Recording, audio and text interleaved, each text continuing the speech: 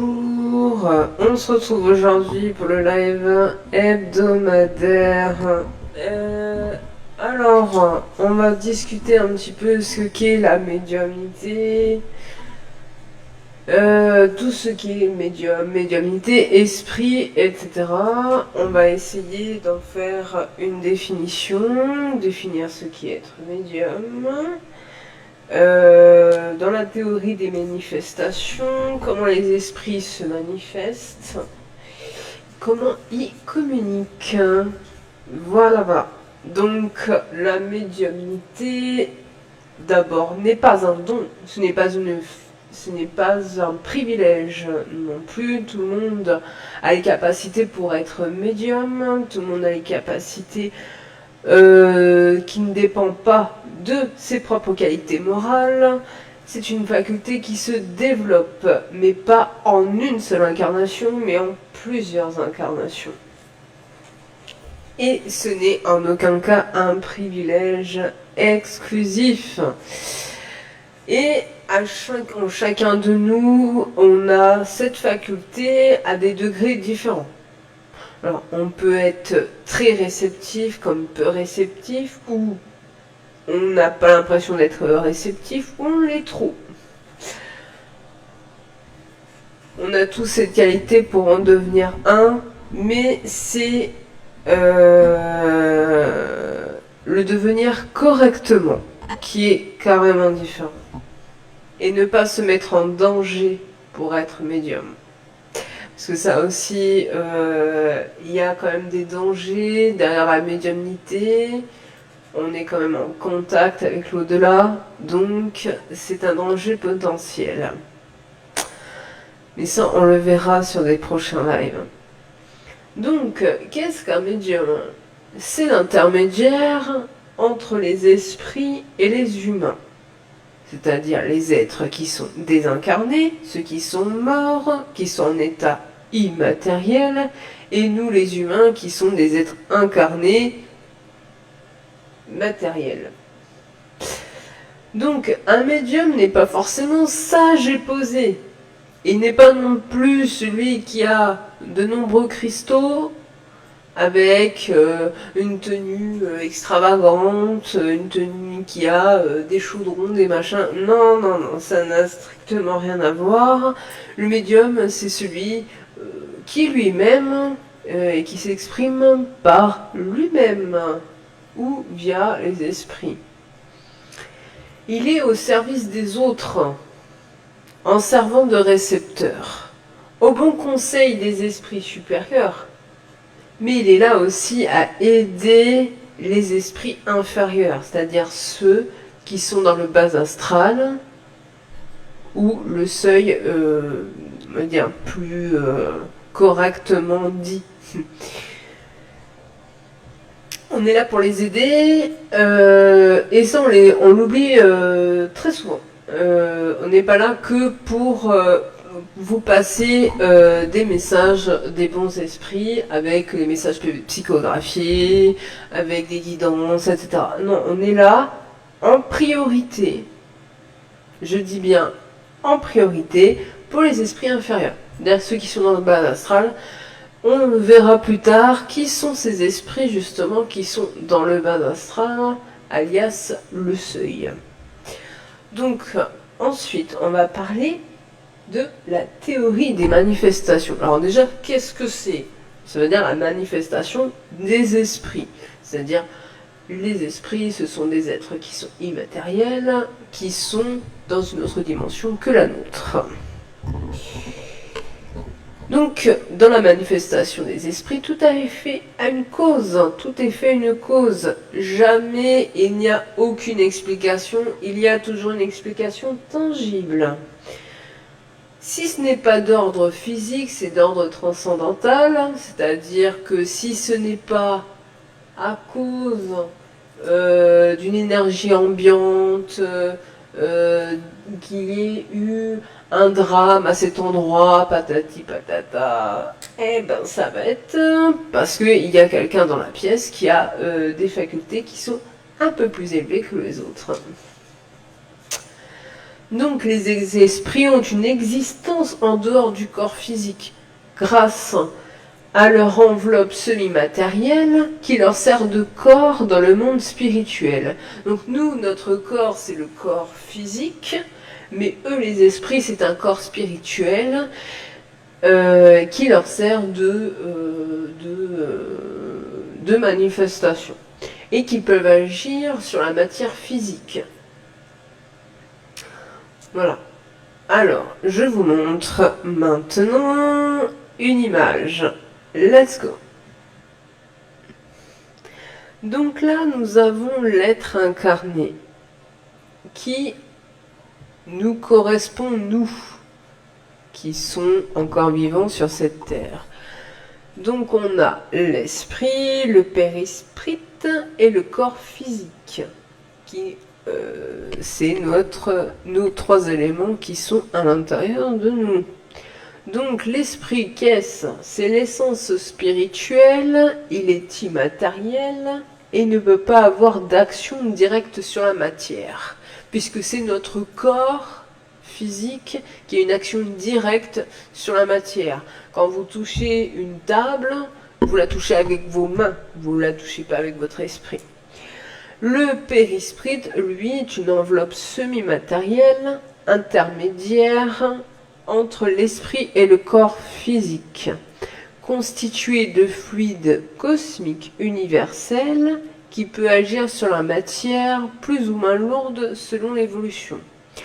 C'est-à-dire que plus l'esprit qui s'est incarné au fil des incarnations a eu une certaine évolution morale, c'est-à-dire qui s'est amélioré sur certains critères, qui est sur sa personnalité, sur ses défauts, etc., sur sa manière d'être, manière de penser, etc., plus il avance dans l'évolution de façon positive, évidemment, moins elle sera lourde, plus elle sera légère.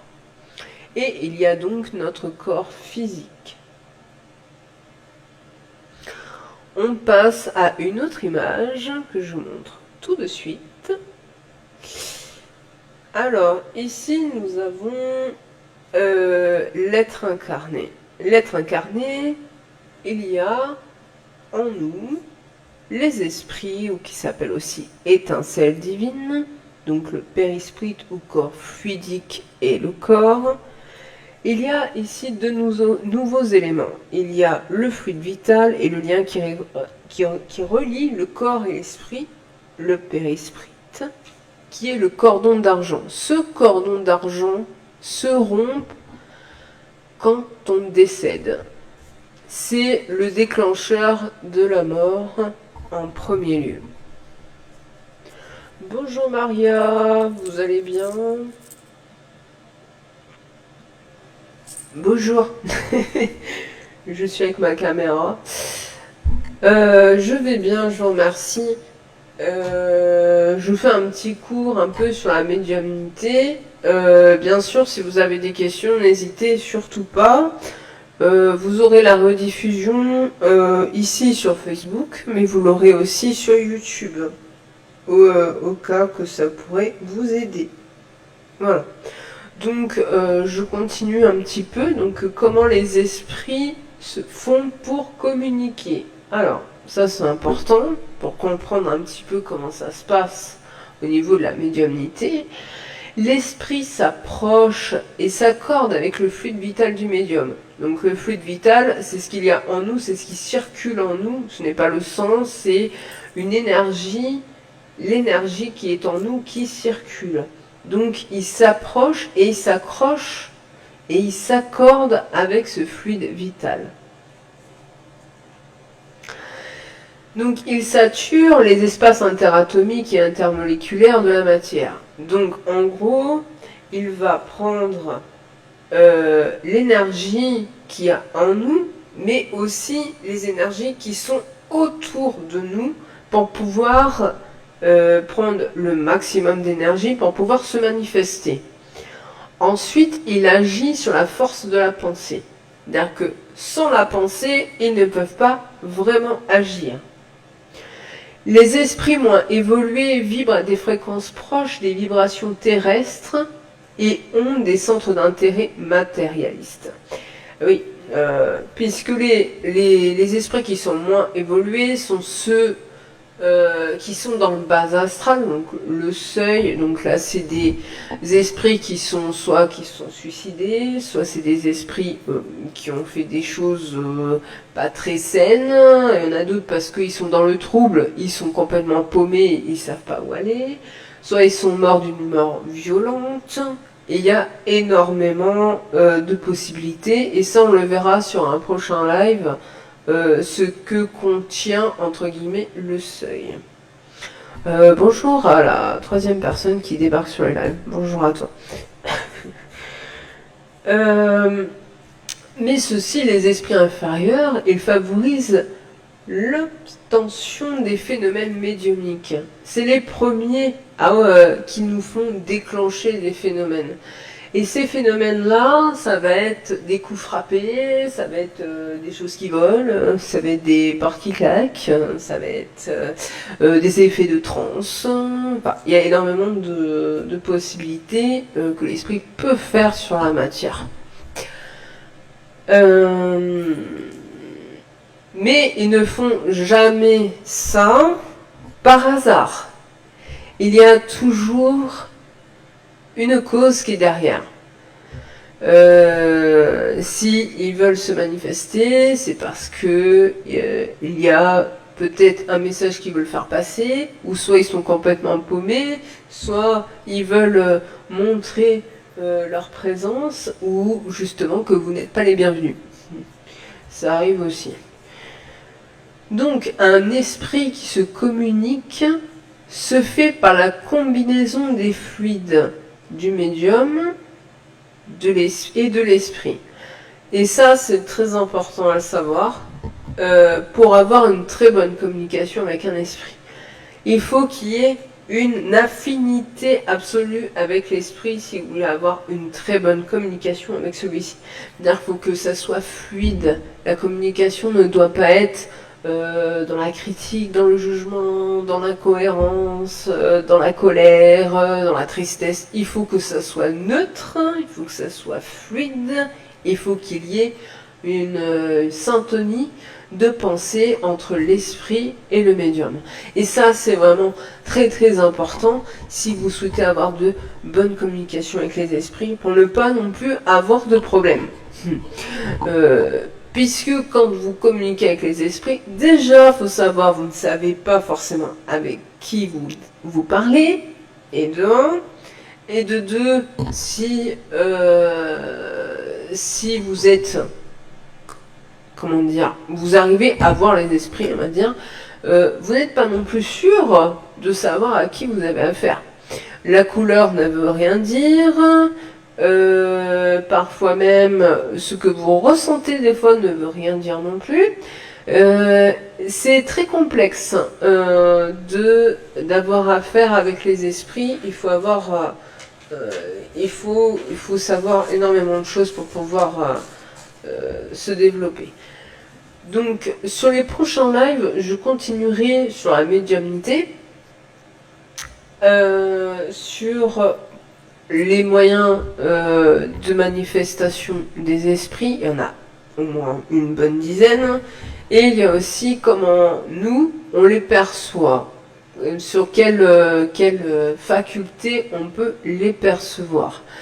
Parce qu'il faut savoir que la médiumnité, ce n'est pas que médiumnité, il y a différentes classes de médiumnité, et il n'y en a pas qu'une seule. C'est pour ça qu'il est très complexe de se diriger sur une meilleure médiumnité qui pourrait nous convenir à nous, puisque on est tous différents. On n'a pas une seule médiumnité, on peut en avoir plusieurs, et aussi chaque médiumnité, chaque classe de médiumnité a un développement différent. Voilà. Donc, si vous avez des questions, si vous avez des remarques, si vous avez des choses à me dire, pouvez me contacter Facebook, YouTube, enfin un peu partout sur les réseaux. Je suis un peu partout. Vous pouvez me contacter sans aucun problème.